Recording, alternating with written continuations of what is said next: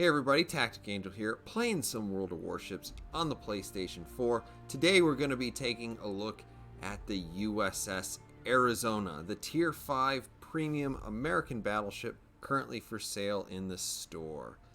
So a bit of history, the USS Arizona was the second of two ships in the Pennsylvania class of super dreadnoughts. No, there's no prize for guessing the other ship in the Pennsylvania class of ships, but the Arizona was commissioned in 1916. This battleship was active during World War I, but is more famous because of its involvement in World War II. On December 7, 1941, the USS Arizona was moored at Pearl Harbor when, as we know, the Empire of Japan launched its sneak attack against the United States. The Arizona was hit by a dive bomber somewhere about the second turret. It is believed that the main magazine beneath that turret caused a massive detonation that blew violently out the front of the ship. In the coming days, the Arizona, the burning wreckage of the ship, its forward superstructure having slumped forward, became a powerful symbol of the feeling of loss and anger of a nation.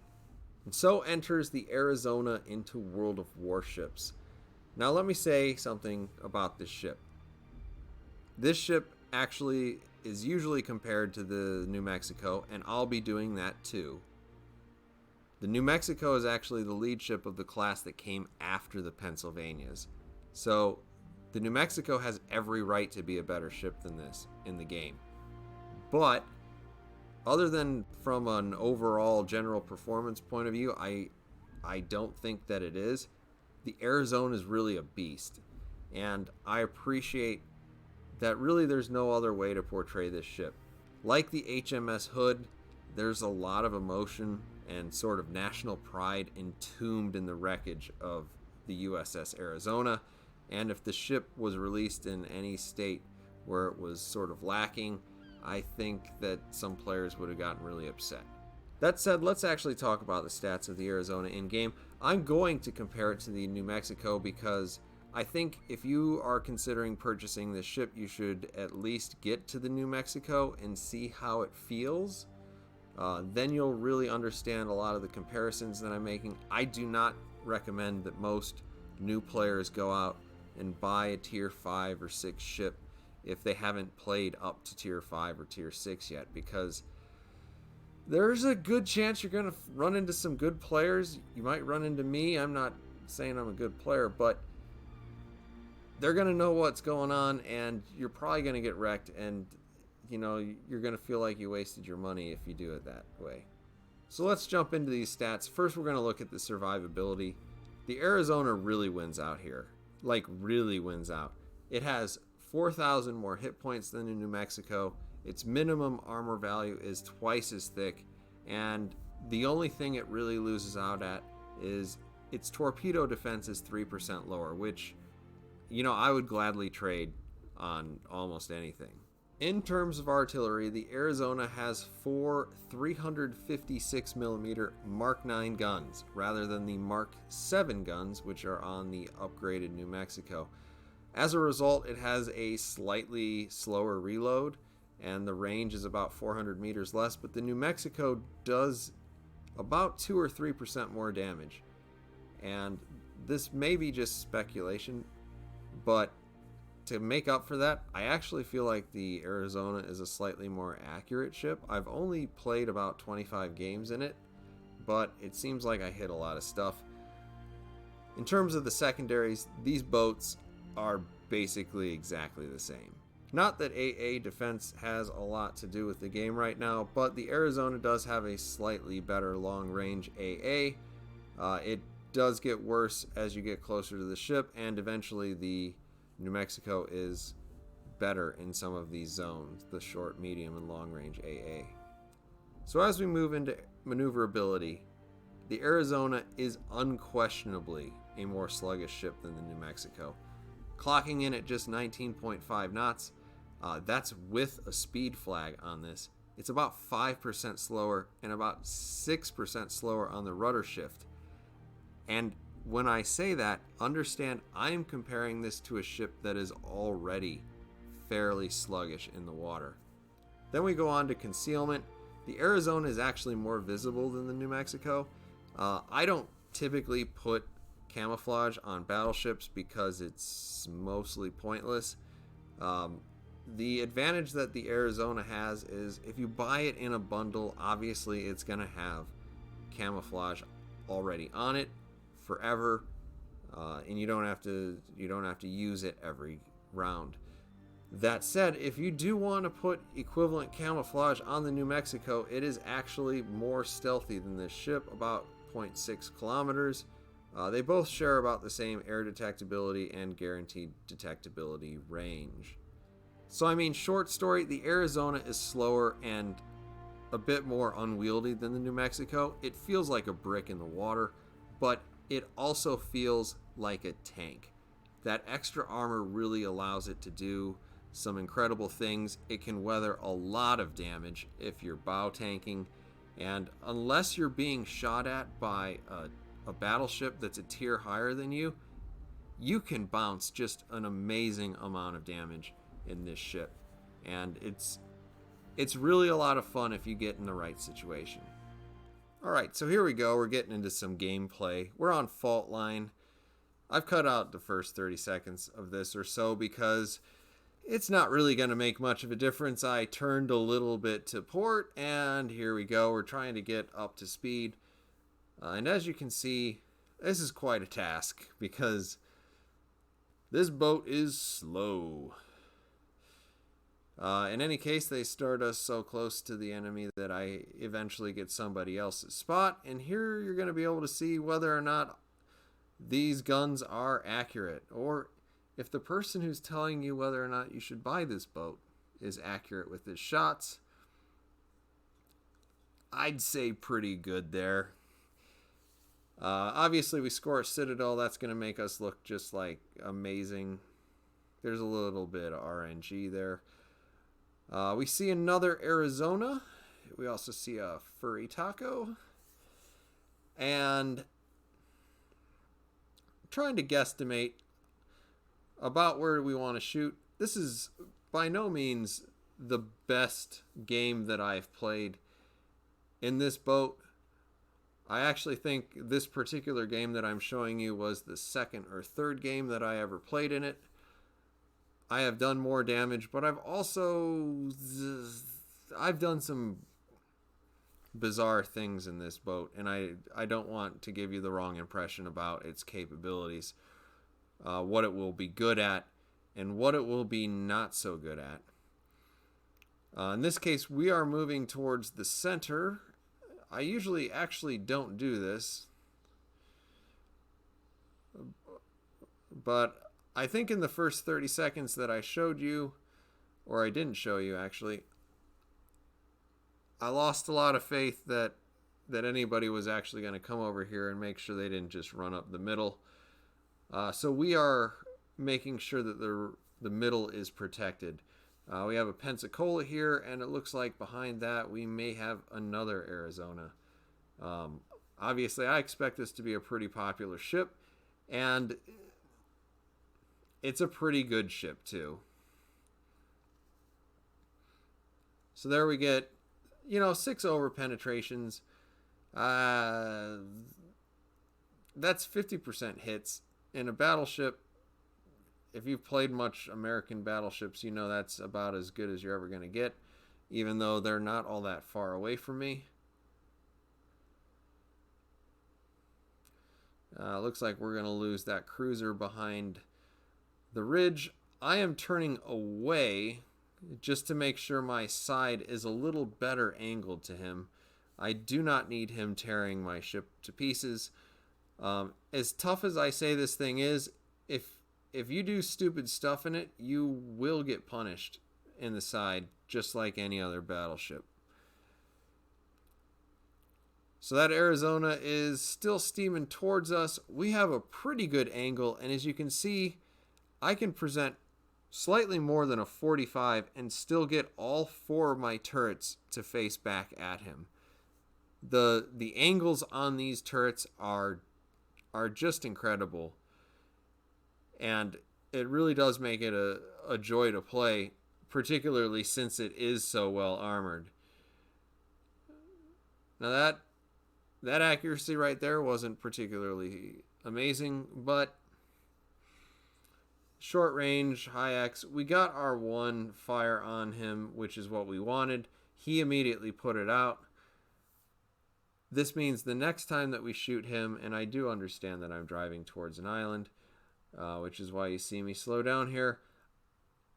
The next time we shoot at him, we have a pretty good chance of setting him on fire in a way that he cannot get rid of.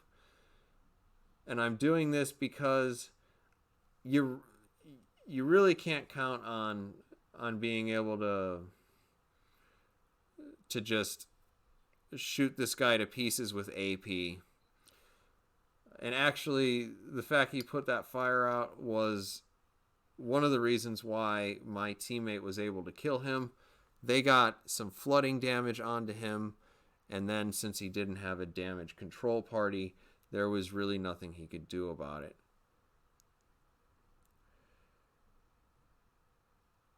So now we're turning around,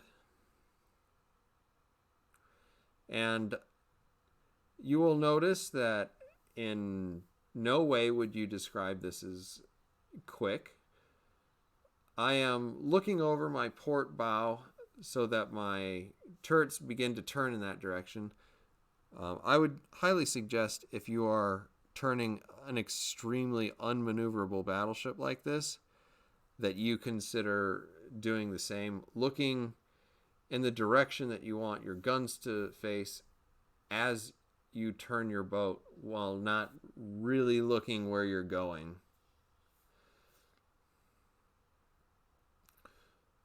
So we're putting some shells down on that Fuso. Following with the tracking cam, I use preset number 2. Preset number 2 and number 1 are the only ways you're going to get that tracking cam. So we did some damage to that Fuso. It looks like he's kind of sailing away. I put a couple more shells out there, but he gets promptly deleted. We have an Iron Duke coming up on us. These Royal Navy battleships are actually a little bit easier to deal with at range because they don't have particularly good deck armor. Unfortunately, whatever I was saying about accuracy didn't play out there. So he's starting through one of those gaps. I'm going to see if I can't get a couple more shells into him before he gets all the way over there. Yeah, a respectable amount of damage. And as you can see, I'm still presenting a pretty decent angle to him. Unless he's going to shoot high explosives at me, I have a pretty good chance of bouncing a lot of this damage.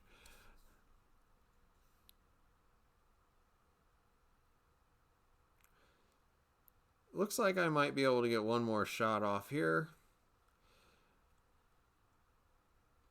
Shells out. 3 overpens. You know, not great. But I mean, we punished him pretty well. And as you can see, I have a lot of hit points left. I haven't exactly been straying away from taking hits. And this is one of the things about the Arizona that is a lot of fun.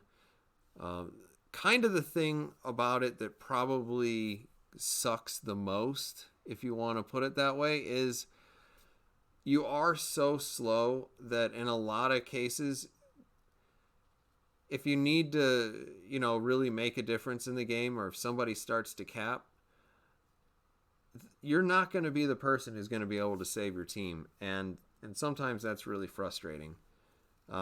In fact, I've had teams that have crumbled so badly, I have hardly been able to get to a capture zone before basically everybody was deleted. That's how slow this boat actually is. So anyway, there's the Furitaka. There goes the Furitaka. I didn't say that because I remembered it. I just said it because there was no way he was getting out of that. We have the other enemy Arizona coming up on us. You see he puts a whole bunch of shells out there. He hits me. Nothing really happened there because I'm presenting a really good angle to him, and this is a tough ship. Now there I turned in quite a bit more. I was over 45 degrees. He was able to go through me. I think overall I won those salvos. We'll see what happens when we get to the other side of this island.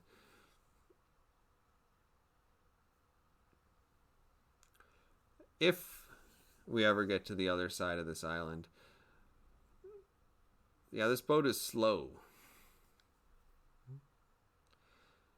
So it looks like he might get deleted before. We have an Acasta coming up behind us, which doesn't make us feel good. We're going to unload our guns here into the Arizona, and then we're going to pay attention to what's happening behind us. Now, as a result of being just so